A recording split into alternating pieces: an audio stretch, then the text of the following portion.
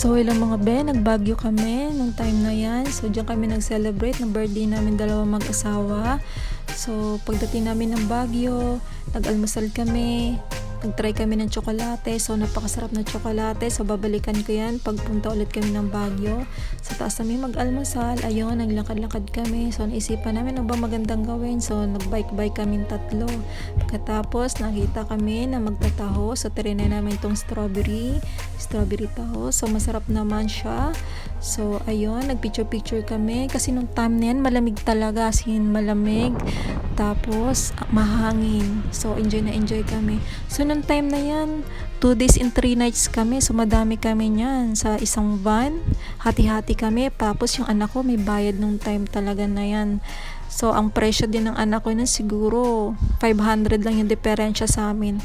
So ayun, enjoy naman. So naglakad-lakad kami sa SM. Tapos ang ganda ng view, nakaka-relax. Parang kaya na namin umuwi ng Manila nung time na yan. So napakaganda, mahangin. Tapos nagpicture kami, nag-horse riding kami. Tapos nagpipicture kami sa Igorot. Ayun, so dun lang natapos yung celebration namin dalawa. So salamat sa panonood. Bye bye.